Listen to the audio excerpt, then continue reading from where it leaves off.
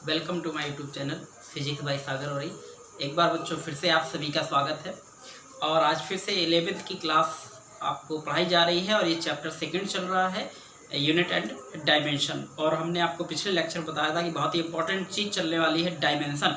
आपका ये dimension IIT से लेकर नीट से लेकर एनीबॉडी एग्जाम में आता है। अगर आपने इसके कॉन्सेप्ट क्लियर कर लिए तो निश्चित है, गारंटी है, दावा है, कैसी भी डायमेंशन आ जाए आप 100%, 99 भी नहीं 100% आप उसे सॉल्व कर पाएंगे। लेकिन आपको कॉन्सेप्ट क्लियर करने हैं और कुछ थोड़ा सा आपको ध्यान भी रखना है ना। तो आप लाइक और शेयर करें ना करें, लाइक और कमेंट्स ज़रूर लिखते रहें, जिससे थोड़ा सा एक्साइटमेंट बढ़ता रहे और आप लोगों को हम बेस्ट दे सकें। ठीक है, तो ये जो हेडिंग है डायमेंशंस को हम क्या बोलते हैं, विमाएं, है ना। तो पहले इसको हम एग्जाम्पल से शुरू करें, आपको बताएं तो आखिर होती क्या है। तो देखो, बड़ा सिंपल सा जो हम कक्षा 6 से पढ़ना शुरू कर देते हैं, स्पीड क्या होता है, डिस्टेंस अपॉन टाइम, चाल बराबर दूरी बटे समय, speed equal to distance upon time. तो अगर हम चाहें तो इसका अगर यूनिट लिखना चाहें आप, है ना, तो ऐसे भी लिख सकते हैं। डिस्टेंस को किस में, मीटर में, और टाइम को सेकंड में। इसको लिखने का एक और तरीका है, आप ऐसा भी लिख सकते हैं, मीटर इनटू सेकंड। लेकिन सेकंड को आप कहाँ ले जा रहे हैं, ऊपर, है ना। और इस पर कितनी पावर छुपी है, 1। कहीं अगर कोई पावर नहीं है तो 1 मानी जाती है। तो जब आप ऊपर ले जाते हैं तो साइन चेंज हो जाते हैं, छोटी क्लास में सिखाया गया है, तो ये हो जाएगा। अब आप इसको गौर से देखिए, मीटर पर पावर कितनी है, पावर ऑन मीटर। मीटर किसका है, डिस्टेंस का, 1, है ना। और तो फिर इसी प्रकार से पावर ऑन सेकंड या टाइम कह लीजिए, कितना है, -1। इस पर 1 छुपा है। तो ये जो आ गई है बेटा, ये क्या है, ये क्या है, पावर्स। इन्हीं पावर्स को क्या कहते हैं, डायमेंशंस। इन्हीं पावर्स, तो डायमेंशंस होती क्या है, पावर्स। बात आती किस पर, तो गौर से देखिए, ये क्या लिखा है, मीटर। मीटर है क्या, तो आपको याद होगा हमने आपको 7 फंडामेंटल क्वांटिटीज बताई होंगी और 7 फंडामेंटल यूनिट्स बताई होंगी, है ना। तो जो लेंथ, वो आपका मीटर, सेकेंड, टेम्परेचर, है ना, मास। तो ये मीटर फंडामेंटल यूनिट है, या इसी को कह लीजिए फंडामेंटल क्वांटिटी। ये भी सेकेंड, टाइम का है ना, सेकेंड। तो सेकेंड भी क्या है, फंडामेंटल यूनिट। तो या बेस यूनिट, अच्छा, मूल राशियाँ, मूल मात्रक हिंदी में कहते हैं। तो फंडामेंटल ये भी यूनिट है, फंडामेंटल ये भी यूनिट है। तो फंडामेंटल यूनिट पर जो पावर हैं, उन्हीं पावर्स को आप बोलते हैं डायमेंशंस। तो उम्मीद है कि डायमेंशंस आपको समझ में आ गए। तो डायमेंशंस क्या होती हैं, पावर। डायमेंशंस क्या होती है, पावर, जो किस पर लगाई जाती हैं, आंसर है फंडामेंटल यूनिट्स पर। तो आपको ध्यान रखना है कि dimension is a powers raised to fundamental units. ठीक है, ये हो गया। तो अगर आपसे पूछा जाए कि स्पीड की डायमेंशन कितनी है, तो स्पीड की डायमेंशन है आपकी 1 और -1। 1 किस पर, ये डिस्टेंस या मीटर पर कह लीजिए, -1 किस पर, टाइम पर या सेकंड पर कह लीजिए। तो दिस इज डायमेंशंस। आगे देखें, अब आता है हमारा डायमेंशनल इक्वेशन या डायमेंशनल फार्मूला। डायमेंशनल फार्मूला, अगर आती है बात की जनरली डायमेंशनल फार्मूला क्या होता है, तो बेटा आपकी जो फंडामेंटल यूनिट्स हैं, है ना, या फंडामेंटल क्वांटिटीज हैं, वो 7 हैं। 7 में जनरली आपको 3 या 4 का जनरली मोस्टली यूज होता है। तो हम सब में ना दिखाकर आपको कुछ में ही दिखा देते हैं। तो जनरली फंडामेंटल यूनिट्स को, डायमेंशनल फार्मूला को हम ऐसे लिख देंगे, M L T थीटा और A। लीजिए 5 तो आ ही गई ना, 5 क्वांटिटीज के तो आ ही गए ना, 2 बचे हैं। ठीक है, तो ये अगर आप चाहें तो इस पर कोई पावर्स भी लगा दीजिए। ठीक है, ऐसे आप लगा सकते हैं। तो ये डायमेंशनल फॉर्मूला है जिसको हम बड़े ब्रैकेट में लिखते हैं। ये भी इनका एक लिखने का तरीका है, क्योंकि ये क्या होती है, किसी अदर यूनिट से अदर क्वांटिटी से तो बनती नहीं है, फ्री होती हैं, ये बेस्ड होती हैं, तो जो है सो है, इसलिए इसको बड़े ब्रैकेट में हम बंद करते हैं। तो अगर डायमेंशनल फॉर्मूला इस टाइप का मिलेगा, है ना, तो ये है क्या, कौन चीज क्या है, तो समझिए m क्या है।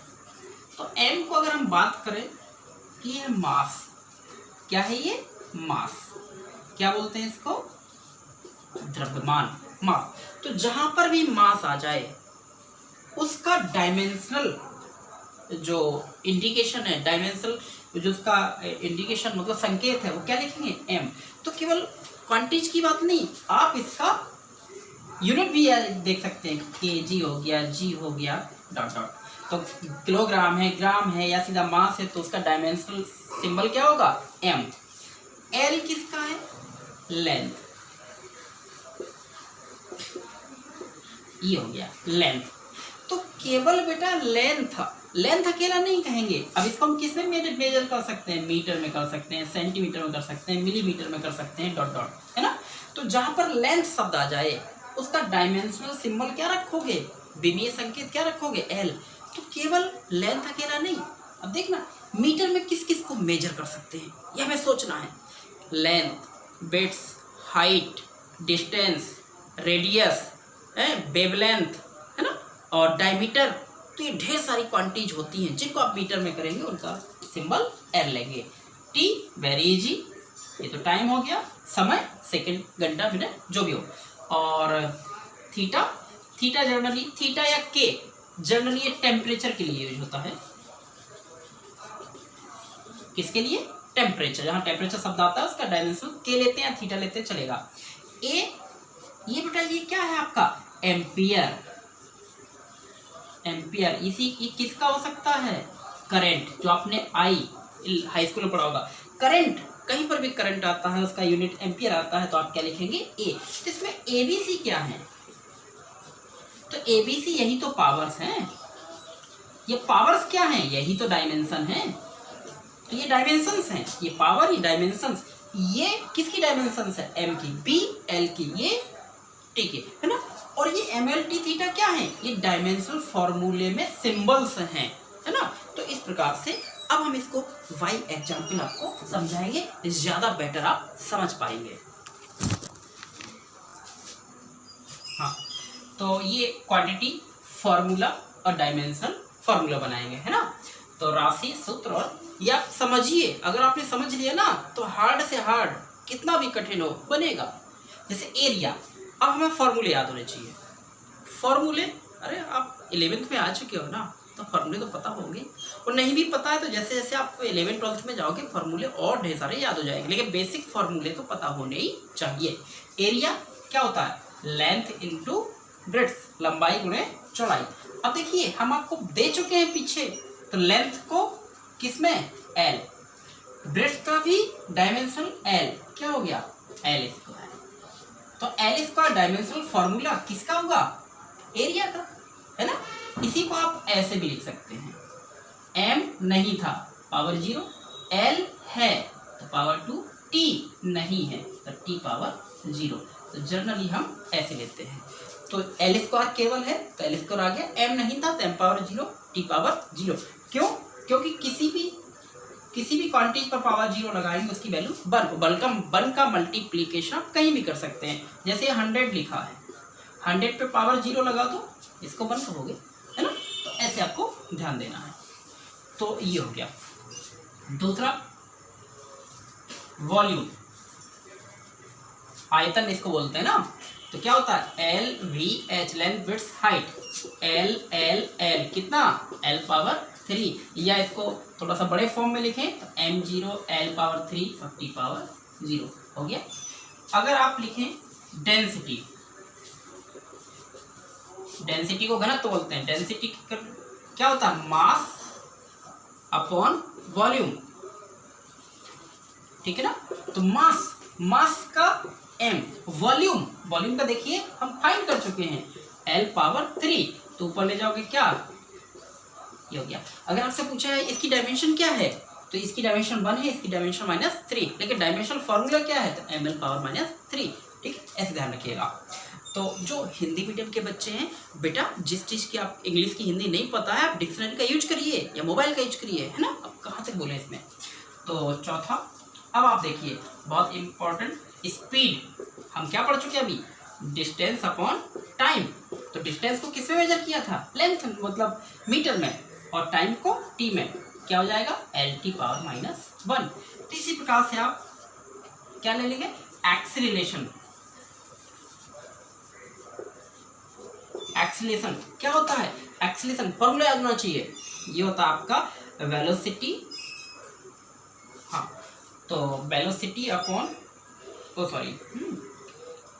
इस हिसाब से ये, हाँ तो अच्छा स्पीड एक वेलोसिटी ले लीजिए पहले, इसी का स्पीड एक हो जाएगा वेलोसिटी। वेलोसिटी को भी आप ऐसा लिखते हैं ΔS अपॉन ΔT, मतलब change in displacement upon change in time. तो इसका भी हो जाएगा L/T, ये हो जाएगा क्या L⁻⁻1।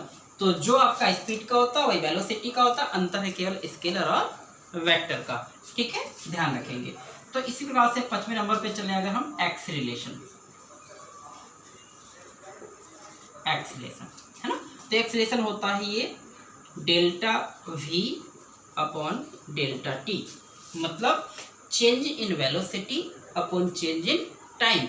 याद रखिएगा, जैसे आपने पढ़ा होगा the rate of change of velocity is called acceleration, वेग परिवर्तन की दर को त्वरण कहते हैं, है ना। तो ये वेलोसिटी है बेटा, और वेलोसिटी का क्या पढ़ चुके हैं, L⁻⁻1 अपॉन टाइम, टाइम का T। आपको याद करना पड़ेगा कि डायमेंशनल सिंबल कौन किसका है, तब आपको बनेगा ये, है ना। T को ऊपर ले जाओ, L⁻⁻1 पहले से, इसको आप ऊपर ले गए तो T पावर 1 छुपा है लेकिन -1, तो जब सेम क्वांटिटी होती है उनकी पावर ऐड या सब्सट्रैक्ट हो जाती है, प्लस माइनस से तो घटेगी, ए सेम साइन की तो जुड़ेगी, तो क्या हो जाएगा L⁻2, क्योंकि -1 यहाँ -1 यहाँ है, ठीक है ना। ये हो जाएगा एक्सीलरेशन। आप देखें फोर्स का, फोर्स बल, है ना। तो F = ma पढ़ा होगा आपने, F = ma क्या होता है, फोर्स = मास इंटू एक्सीलरेशन, है ना। तो मास का क्या m, एक्सीलरेशन फाइंड कर चुके हैं हम, तो आंसर है L⁻2। तो हमें ये हो गया। वर्क डन देख लीजिए, वर्क डन, इसको कार्य बोलते हैं, W क्या, F × D पढ़ा होगा आपने, फोर्स इंटू डिस्प्लेसमेंट। तो फोर्स इंटू डिस्प्लेसमेंट में क्या होता है,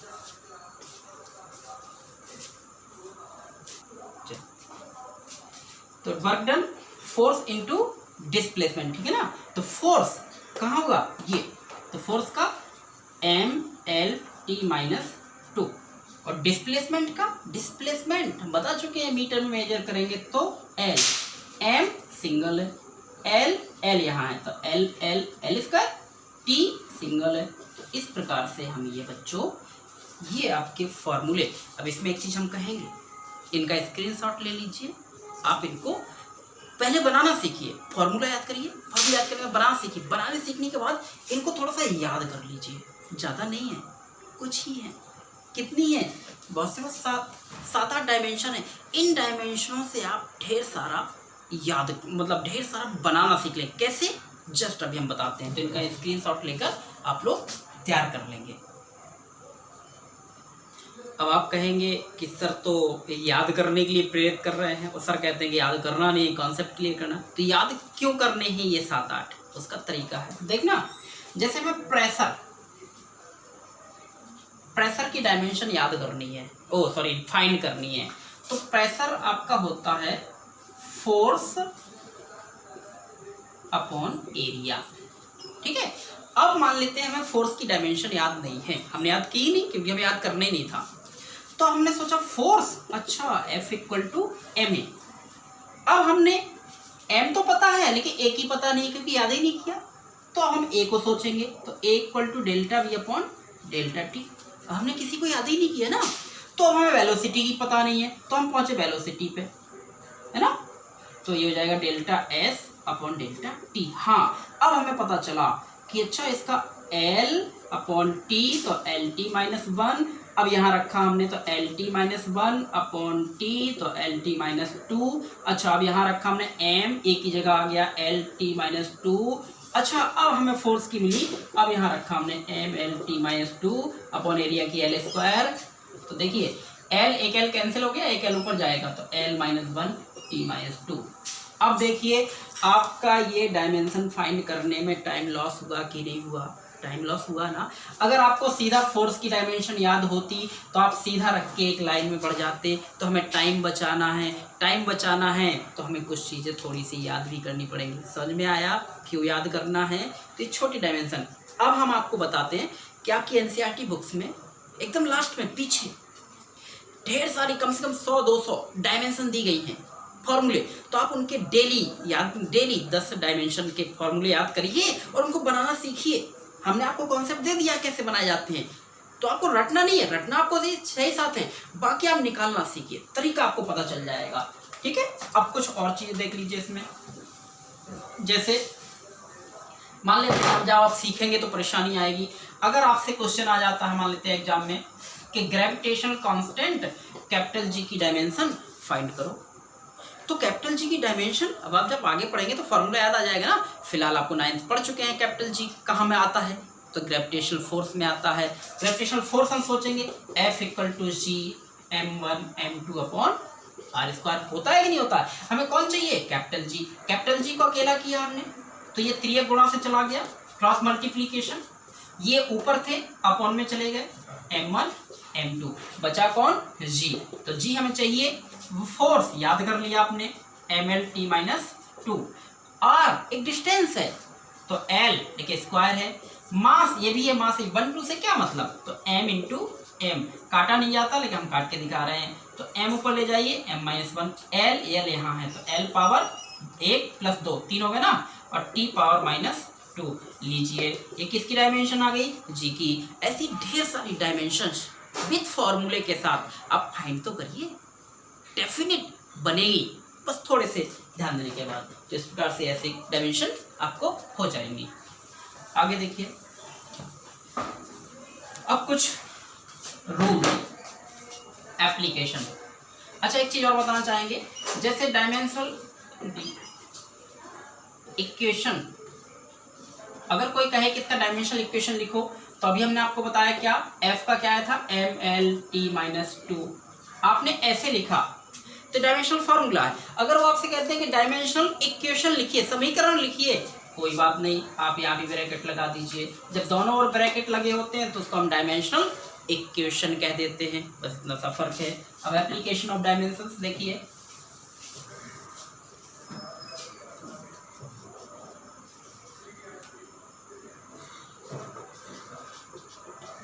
एप्लीकेशन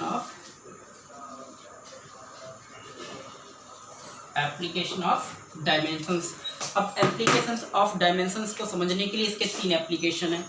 देखिए, first, to change one unit into another unit by dimensional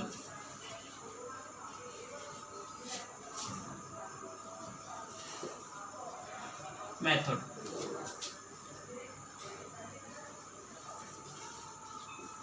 मतलब एक विमीय विधि द्वारा, मतलब विमीय विधि द्वारा एक मात्रक प्रणाली को दूसरी मात्रक प्रणाली में बदलिए। मतलब ऐसा कह सकते हैं, to change one unit system into another unit system by dimensional method. तो एक यूनिट सिस्टम को दूसरी, जैसे हमने आपको बताया था CGS, FVS, MKS, SI, इनमें एक दूसरे में आपको चेंज करना होता है। तो हम थोड़ा सा इसमें आपको दिखाते हैं। फॉर्मूला आपने पढ़ा होगा, वी नो दैट, पीछे आप पढ़ चुके हैं कि N1 U1 equal to N2 U2। कहाँ से आता है? Quantity equal to numerical value into unit, पढ़ चुके हो ना। अगर इसमें हम मान लेते हैं N2 निकालना चाहें तो N1 और ये आ जाएगा U1 अपॉन U2, क्योंकि मल्टीप्लाई वाला अपॉन में चला जाएगा, है ना। अब ये यूनिट मान लेते हैं 1 में, ठीक है। तो N2 इक्वल टू N1, समझिएगा इसमें। तो ये हो जाएगा यूनिट, मान लेते हैं ये मास, लेंथ और टाइम में है। मास की भी यूनिट है, लेंथ भी और टाइम, 3 का ले लेते हैं। तो U1 मान लेते हैं M1, L1 और T1, ठीक है। और ये है दूसरा यूनिट, सेकेंड यूनिट में है M2, L2 और T2। और मान लेते हैं M पर पावर A, L पर पावर B और T पर पावर C, मतलब उसकी डायमेंशन है। ये तो डायमेंशन फार्मूला है, तो आप इसको ऐसे लिख सकते हैं N2 equal to N1 M1 upon M2 power A, क्योंकि A मान लिया है। इसको अलग अलग भाग दे दें तो L1 upon L2 power B, अलग अलग भाग दिया आपने। T1 upon T2 power C आपने अलग अलग डिवाइड किया है, तो ये ऐसे हो जाएगा। थोड़ा सा तो मैथमेटिक्स आती होगी ना। अब इसमें समझिए, एक फॉर्मूला है ये, एक यूनिट सिस्टम को दूसरी यूनिट सिस्टम में बदलने का। तो इसमें N1 कौन है? जो क्वेश्चन आपको दिया होता है उसमें जो न्यूमेरिकल वैल्यू होती है वो हमेशा N1 होता है, न्यूमेरिकल वैल्यू। आपको जो फाइंड करना होता है वो हमेशा N2 होता है। M1 अपॉन M2 जो आपको दिया है, जिस सिस्टम में आपको मास दिया है वो M1, जिस सिस्टम में लेंथ दी है L1, जिसमें दिया है वो टाइम T1, और जिस सिस्टम में आपको चेंज करना है उसका मास M2, लेंथ L2 और टाइम T2। मतलब जो ऊपर है वो पहली सिस्टम में है और जो बटे में है वो सेकंड सिस्टम में है। और ABC क्या है? तो जो क्वांटिटी केवल एक ही दी जाएगी, एक ही राशि दी जाएगी, एक ही क्वांटिटी जो दी गई होगी उसका हम डायमेंशनल फॉर्मूला निकालेंगे। जब हम डायमेंशनल फॉर्मूला निकालेंगे तो M पर जो पावर होगी वो A का मान, L पर जो पावर होगी वो B का मान, T पर जो पावर होगी वो C का मान, और जो नहीं होगी उसका 0। मतलब अगर कोई क्वांटिटी नहीं है तो उसकी वैल्यू कितनी? 0। तो ये फॉर्मूले का हम इस्तेमाल करने वाले हैं। अब देखिए इसका एग्जाम्पल, जिससे आपको क्लियर हो जाएगा। बच्चों, जो अभी हमने आपको एप्लीकेशन फर्स्ट समझाया है उसको और क्लियर करने के लिए आपको न्यूमेरिकल समझना है ना। तो एग्जाम्पल टाइप का दे दिया हमने, to change one dyne into newton by dimensional method. मतलब ये कह रहा है कि डायमेंशनल मेथड द्वारा एक डाइन को न्यूटन में चेंज करिए। कोई जरूरी नहीं कि एक हो, कुछ भी हो सकता है। अब आपको वैसे दिया जाएगा कि कौन सा यूनिट किस यूनिट सिस्टम का है, नहीं दिया जाता है तो आपको पता होना चाहिए। तो न्यूटन एक हिसाब से ये MKS या SI सिस्टम का है, और डाइन आपका ये CGS सिस्टम का है। तो किसको चेंज करना है? CGS सिस्टम को। किसमें चेंज करना है? MKS सिस्टम में। तो अब हमने कहा था कि आपको चेक करना है कि जो न्यूमेरिकल वैल्यू दी है वो कितनी दी है, तो 1 दिया है। तो तुरंत हम देख लेंगे कि N1 है ये N1। क्या निकालना है? N2। ठीक है ना, ये तो समझ में आ गया। अब आपको एक क्वांटिटी दी जाती है, उसी की डायमेंशन फाइंड करनी है। तो पूरे में देखेंगे ये डाइन या न्यूटन, ये किसका यूनिट है? फोर्स का। किसका? फोर्स। तो डायमेंशन फॉर्मूला ऑफ फोर्स मतलब न्यूटन। क्या पढ़ चुके हो? mL/T/2। हमने बताया था तुरंत जो फॉर्मूला आता है उससे तुरंत ABC। तो देयरफॉर इस पर कितना पावर है? 1। हम बताए थे कि M की पावर को A नाम देते हैं, और B पावर किसकी लेते हैं? L पर। कितना छुपा है? 1। और C पावर T की होती है। तो यहाँ से तुरंत आपको ABC के मान मिल जाते हैं। ठीक है, अब हम किसको? डाइन को न्यूटन में चेंज कर रहे हैं। फॉर्मूला तुरंत लगाइए। फॉर्मूला क्या? N2 equal to N1 M1 upon M2 power A, L1 upon L2 power B और T1 upon T2 power C, है ना। तो N2 फाइंड कर रहे हैं। N1 कितना है आपका? 1। M1 मतलब पहली यूनिट में मास। तो CGS में मास कौन है? ग्राम, सेंटीमीटर, सेकंड। ये ध्यान देना। तो मास किस में है? ये ग्राम में। और बदलना किस में है? MKS, metre, kilogram, second. तो किलोग्राम में, है ना। पावर A कितना? 1। लेंथ किस में? सेंटीमीटर। चेंज किस में करना है, मीटर, क्योंकि CGS to MKS, power B 1, time ये भी सेकेंड, तो second upon second, power C -2। जो बड़ा हो, ध्यान रखो इसमें से जो बड़ा हो उसको चेंज करिए, चाहे वो अप दिया हो या डाउन दिया हो, नो प्रॉब्लम। तो इसमें कौन ग्रेटर है, ग्राम तो आपका छोटा है, किलोग्राम तो 1000 ग्राम है ना, और सेंटीमीटर कौन बड़ा है, मीटर तो 100 सेंटीमीटर है ना। सेकेंड एक से है, कोई प्रॉब्लम नहीं, तो कट गया हिसाब से, तो 1 -2। देखो इस पर पावर कितना है 1, तो ये ग्राम कैंसिल, सेंटीमीटर, तो यहाँ पर कितना बचा 1/1000, 1/100,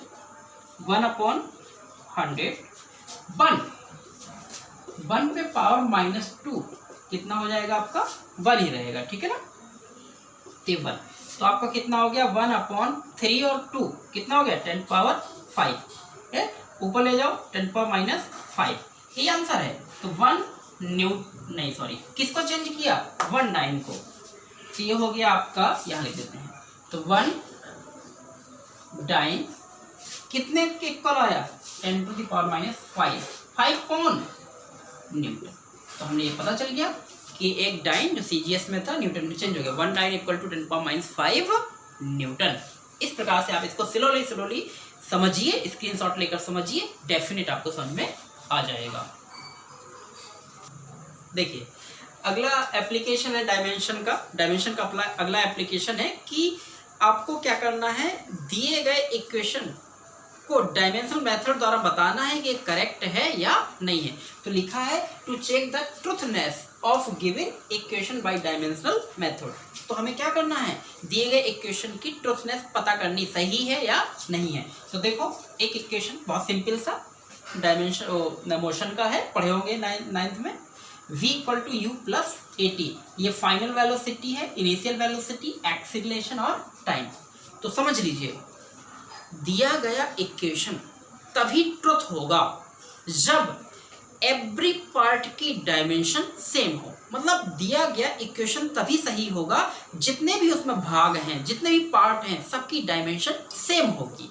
समझ में आ रहा है कुछ, हर पार्ट की डायमेंशन सेम होगी तभी वो ट्रुथ है, अन्यथा ट्रुथ नहीं है। जैसे देखो ये वेलोसिटी चाहे फाइनल हो या इनिशियल, तो LT-1, ठीक है, ये भी वेलोसिटी तो LT-1, याद करना है, नहीं याद किया तो समस्या आएगी।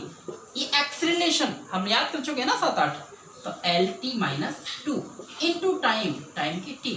अब देखो यहाँ LT-1 ये है ही, LT-1 ये भी है। यहाँ देखो L एक बार, T 2 बार आ गया ना, तो -2 और +1, तो -2 + 1 कितना आएगा -1 ना, तो T-1। अब देखो ये पार्ट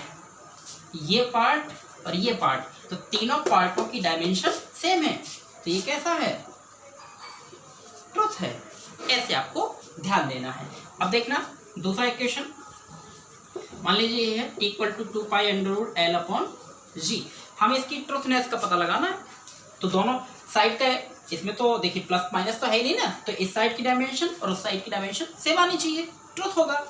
टी टाइम का टी ही होता है, 2π, हाँ समझ लीजिए आपकी कोई अननोन कांस्टेंट, डिजिट्स, पाई, एक्सपोनेंशियल, इन सब की डायमेंशन नहीं होती है, तो इसका नहीं होगा √, लेंथ का लेंथ, ये टी एक्सीलरेशन है, तो LT-2 काटना नहीं है, ये हो जाएगा तो 1/, √ कितना ऊपर ले जाओ इसको, तो T² और T² का T।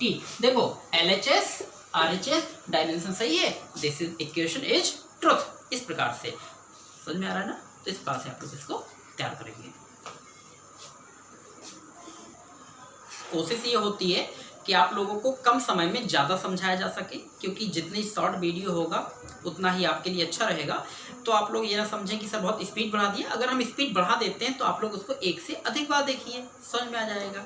Thank you, all the best. आप लोग लाइक जरूर करें और कमेंट लिखें। Thank you so much.